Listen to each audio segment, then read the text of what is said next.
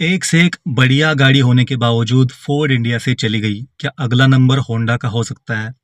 Same situation पे आज Honda खड़ी है। ना कोई मार्केटिंग, ना कोई फेसलिफ्ट, ना कोई नए लॉन्चेस। राइवल्स एक से एक गाड़ियां लॉन्च कर रहे हैं और होंडा आज की डेट में काफ़ी आउटडेटेड लग रही है और इनके पास ऑफर करने के लिए ज़्यादा गाड़ियां है भी नहीं। तो क्या हमें होंडा कार लेने से बचना चाहिए? क्या होंडा बाउंस बैक करेगी?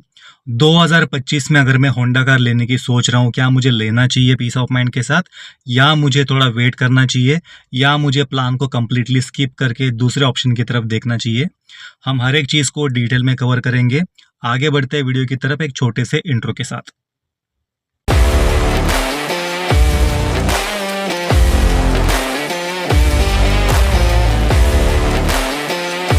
यार, इंडिया में होंडा एक ऐसी कंपनी थी जिसने मिडिल क्लास को अपने पैसे की पूरी वैल्यू दी है जब भी उन्होंने कोई कार परचेस की है।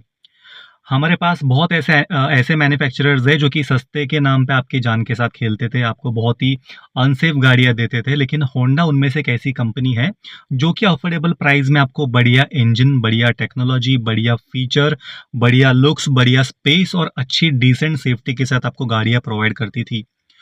तो होंडा ने जितनी भी गाड़ियां बनाई है, हर किसी ने उसको पसंद की है, होंडा की गाड़ी को हर किसी ने रिस्पेक्ट किया है। लेकिन अचानक ऐसा होंडा को क्या हो गया कि होंडा खुद ही इंडिया में गाड़ियां सेल नहीं करना चाहता है।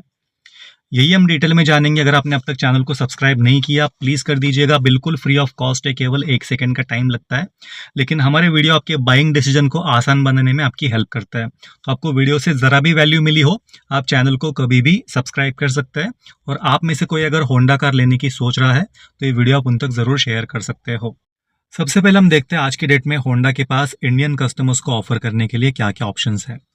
सबसे पहले इनके पास होंडा सिटी है, जो किसी ज़माने में अपने सेगमेंट की क्वीन हुआ करती थी। आज उसको कंप्लीटली कैप्चर कर लिया है वर्टस और स्लाविया ने। इसका मतलब ये नहीं कि सिटी गाड़ी बुरी है, लेकिन होंडा खुद इसको मार्केट नहीं कर रहा है, प्रमोट नहीं कर रहा है। इसके सेल्स बिल्कुल ही रुक चुके हैं, ना के बराबर होंडा सिटी के सेल हो रहे हैं। दूसरी गाड़ी होंडा अमेज, जो कि एक सब 4 मीटर सीडैन है। तो अमेज के ऊपर ही होंडा का मैक्सिमम सर्वाइवल इंडिया में फिलहाल चालू है। इसके अलावा एसयूवी इन्होंने बहुत लेट लॉन्च की, होंडा एलिवेट। मुझे लगता है जब ये लॉन्च होनी चाहिए थी उससे 2 या 3 साल बाद होंडा ने इसको लॉन्च किया है। और लॉन्च करने के बाद भी कुछ इसमें यूएसपी देना चाहिए था। इसमें कुछ वैसा वाव फैक्टर नहीं है। अगर आप राइवल को देखें तो इससे कहीं ज़्यादा आगे है फीचर के मामले में, टेक्नोलॉजी के मामले में। हालांकि सिर्फ मैं ड्राइविंग की अगर बात करूँ तो होंडा एलिवेट अपने राइवल से कहीं ज़्यादा आगे है। इसमें आज भी 4 सिलेंडर इंजन आता है जो कि ज़्यादा रिफाइंड अपने सारे राइवल से। लेकिन गाड़ी का एक जो ओवरऑल फील इंडियन कंज्यूमर चाहता है, उस मामले में होंडा एलिवेट बहुत ज़्यादा आउटडेटेड लगती है। बहुत लोगों को सिर्फ इंजन परफॉर्मेंस से मतलब नहीं होता, ओवरऑल गाड़ी का फील, फीचर्स, बहुत कुछ चीज़ें मैटर करती है। तो होंडा एलिवेट एक कंप्लीट पैकेज की तरह लोग इसको नहीं देखते हैं। कोई स्पेसिफिक बायर ही इसको ले रहा है जो कि सिर्फ होंडा के इंजन को पसंद करता है। होंडा के इंजन नो डाउट अपने राइवल से काफ़ी अच्छे हैं, लेकिन एज अ व्हीकल आपको बहुत सारी चीज़ें आपको देनी होती है कस्टमर डिमांड के हिसाब से। वहाँ पे होंडा एलिवेट काफ़ी पीछे है आज के डेट में भी। एक तो इन्होंने टाइमली लॉन्च नहीं किया, 2-2.5 साल बाद इन्होंने लॉन्च किया जब तक सेगमेंट कंप्लीटली कवर कर लिया था इसके राइवल्स ने। तो ये 3 गाड़ियों के अलावा होंडा के पास आज की डेट में ऑफर करने के लिए कुछ भी नहीं है। आप यकीन कर सकते हो, ये वही कंपनी है जो कि हर एक सेगमेंट में एक से एक आइकॉनिक गाड़ियां दे चुकी है। अगर हम सेगमेंट वाइज देखें तो कॉम्पैक्ट हैचबैक में इनके पास ब्रियो थी, जो कि अर्बन कस्टमर्स में स्पेशली फीमेल्स ने इसको बहुत पसंद किया था। इसके बाद प्रीमियम हैचबैक में इनके पास जैज थी, आइकॉनिक गाड़ी है, बहुत बढ़िया गाड़ी है, जैज इनके पास थी। अगर आप एमपीवी की बात करें तो इनके पास बीआरवी थी और मोबिलियो थी। एसयूवी के नाम पे इनके पास डब्ल्यूआरवी थी। सीडैन की बात करें तो सेगमेंट क्वीन यहाँ पे होंडा सिटी थी, जो कि आज भी है लेकिन आउटडेटेड हो चुकी है और आज ये सेगमेंट क्वीन नहीं रही है। इसके अलावा सब 4 मीटर सीडैन में अमेज आती है, जिसके ऊपर होंडा का कंप्लीटली सर्वाइवल फिलहाल चल रहा है। प्रीमियम सीडैन में इनके पास और एक आइकॉनिक कार मतलब सिविक इनके पास थी, बहुत ही बढ़िया गाड़ी थी। इसके अलावा सीआरवी एक आइकॉनिक एसयूवी, मतलब हर एक सेगमेंट में इनके पास एक से एक गाड़ियां थी। और ये वही कंपनी है जो आज सिर्फ 3 गाड़ियों में सिमट चुकी है। 3 में से सिर्फ एक ही गाड़ी इनके सर्वाइवल का ऑप्शन बन चुकी है। तो क्या होंडा इन 3 गाड़ियों के साथ सर्वाइव कर सकती है? 3 गाड़ियों के साथ भी इनके सेल्स कुछ अच्छे नहीं है। तीनों गाड़ियाँ अपने सेगमेंट में कुछ इतना ज़्यादा अच्छा परफ़ॉर्म नहीं कर रही है, अपने राइवल से कंपेयर किया तो। तो इतने लिमिटेड सर्वाइवल के साथ, लिमिटेड सेल के साथ क्या होंडा इंडिया में टिक सकती है? अगर टिक सकती है तो कितने दिन टिक सकती है? ये सबसे बड़ा क्वेश्चन है। अब अगले सेक्शन में जाते हैं कि ऐसा नहीं कि होंडा ने बिल्कुल ही आगे का सोचना छोड़ दिया है। कुछ इनके लॉन्चेस भी है जो कि होंडा ने ऑफिशियली बताया कि हम कुछ गाड़ियाँ लॉन्च करने वाले हैं, लेकिन इसके जो लॉन्च डेट है वो अगले 2 से 3 साल के प्लानिंग में आ रहे हैं। तो ये जो 2 से 3 साल में गाड़ियाँ आ रही है, क्या वो रियली वर्थ है? क्या वो होंडा को बाउंस बैक करने में मदद करेगी? या फिर 3 साल गाड़ियाँ लॉन्च होने से पहले ही होंडा अपना बोरिया बिस्तरा समेट लेगी? तो ये भी सोचने वाली बात है। सबसे पहले हम देखते हैं कि होंडा फ्यूचर में कौन-कौन सी गाड़ियाँ लॉन्च करने की प्लान कर रहा है। सबसे पहले ईवी में फाइनली होंडा ने एलिवेट को लॉन्च करने की सोची है, लेकिन ये कोई नई गाड़ी लॉन्च नहीं कर रहे, एलिवेट को ईवी में ला रहे और ये एक्सपेक्टेड है लेट 2026 तक। आप सोचिए अभी ईवी में हर एक मैन्युफैक्चरर ने अपनी अपनी गाड़ियों को उतार दिया है, उनके सेल्स भी हो रहे हैं। यही सही टाइम था ईवी मार्केट में आने का होंडा के लिए। बहुत बड़ा स्पेस था जहाँ पे ज़्यादा कंपटीशन नहीं था। इसका पूरा फ़ायदा विंडसर ने उठा लिया है, एमजी ने उठा लिया है और अभी टाटा उसका फ़ायदा कंप्लीटली उठा रहा है। और ये बड़े स्पेस को होंडा ने मिस कर दिया। 2026 में बहुत सारे कंपटीशन में गाड़ियां आ जाएगी और कॉम्पिटिटिव मार्केट में एलिवेट जैसी गाड़ी अभी के फीचर के साथ सर्वाइव कर पाएगी कि नहीं, ये सबसे बड़ा क्वेश्चन है। तो होंडा वही गलती कर रहा है कि यार जब गाड़ी लॉन्च करनी चाहिए उसे 2-2 3-3 साल बाद उस गाड़ी को लॉन्च कर रहा है, जब तक वो गाड़ियां आउटडेटेड लगने लग जाती है। उसके बाद एक नया लॉन्च भी एक्सपेक्टेड है जो कि है ZR-V, जो कि एक हाइब्रिड एसयूवी है। ये बहुत ही पोटेंशियल सेगमेंट है और यहाँ पे होंडा कुछ अपना बाउंस बैक दिखा सकती है, लेकिन यहाँ पे सबसे बड़ा प्रॉब्लम ये है कि ये कस्टम बिल्ड यूनिट आने वाला है। तो ये गाड़ी आती भी है एक अच्छा ऑफरिंग के साथ में। इसका जो प्राइस है वो मिडिल क्लास को अट्रैक्ट शायद से नहीं कर सकता है, बहुत एक्सपेंसिव गाड़ी होने वाली है। उसके अलावा 7 सीटर एसयूवी लॉन्च होने वाली है, लेकिन 2027 एंड में होने वाली है 7 सीटर। 2027 तक मार्केट कहाँ से कहाँ जाएगा आप खुद सोच लो।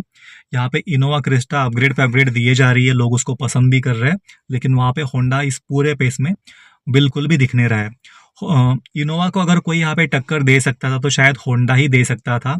टोयोटा की रिलायबिलिटी और जो रोबस्ट क्वालिटी है उसके तोड़ में सिर्फ होंडा ही था, लेकिन होंडा खुद उसमें इंटरेस्ट नहीं दिखा रहा है। उसके बाद फाइनली न्यू जेन सिटी आने वाली है, लेकिन ये 1 साल पहले ही आनी चाहिए थी, लेकिन इसका लॉन्च एक्सपेक्टेड है 2028 के मिड में। अभी 1 साल के अंदर स्लाविया वर्टस दोनों का फेसलिफ्ट आने वाला है और होंडा इसको प्लान कर रहा है 2028 के मिड में लॉन्च करने के लिए। तो ये भी एक बहुत सीरियस कंसर्न है टाइमिंग को लेके। इसके अलावा एक कॉम्पैक्ट एसयूवी भी लॉन्च करने वाला है। ये एक हॉट सेगमेंट था जहाँ पे स्कोडा ने कैपिटलाइज किया, काइलैक को लॉन्च किया, काइलैक अच्छे से चल भी रही है और स्कोडा को वापस इसने एक अच्छा प्लेटफॉर्म दिया इंडियन मार्केट में। वो अच्छा स्पेस था, लेकिन अगेन यहाँ पे होंडा लेट कर रहा है। 2029 के मिड में या फिर एंड में ये लॉन्च करने वाला है कॉम्पैक्ट एसयूवी, जिसका जब डिमांड है तब उसको लॉन्च नहीं करते हो, डिमांड के 3-3 4-4 साल बाद उसको लॉन्च करने के प्लान करते हो, तो आप इंडियन मार्केट में हमेशा आउटडेटेड ही रहोगे। तो क्या हमें 2025 में होंडा कार लेनी चाहिए?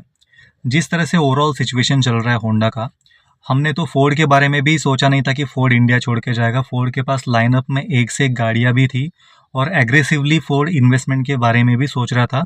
कुछ उनके ब्लंडर्स थे जिसके कारण फोर्ड चला गया, लेकिन जहाँ तक ओवरऑल सर्वाइवल की बात है तो होंडा यार फोर्ड से भी मुझे पीछे दिख रहा है, क्योंकि ये खुद कुछ ऐसा प्लान लेके आ नहीं रहे जिसको देख के इंडियन कंज्यूमर को इनके ऊपर कॉन्फिडेंस आ जाए। जो होंडा के डाई हार्ड फैंस है वो कमेंट में आके बोलेंगे मैं 15 साल से होंडा यूज़ करता, कोई प्रॉब्लम नहीं आया।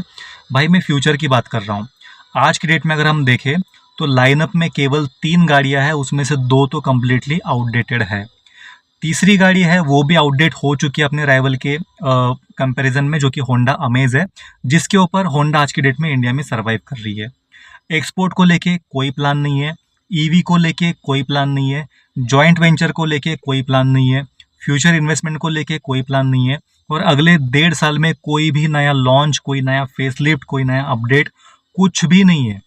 ये जो बात कर रहे हैं फ्यूचर की, वो 2027, 28, 29 की बात कर रहे हैं। और जो गाड़ियां वो लॉन्च करने की बात कर रहे हैं वो आज से 3 साल पहले लॉन्च होनी चाहिए थी। ये गाड़ियां आज से 3 साल बाद लॉन्च करेंगे। तब आप सोचिए राइवल्स कहाँ से कहाँ चले जाएंगे।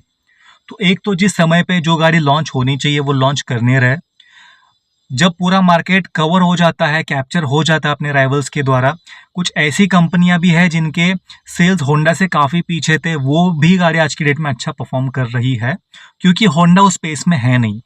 जो सेगमेंट खाली है, जिस सेगमेंट में पोटेंशियल था, वो सेगमेंट में हर कोई कूद के अपनी गाड़ियां लॉन्च कर रहा है और अच्छे सेल्स भी हो रहे हैं।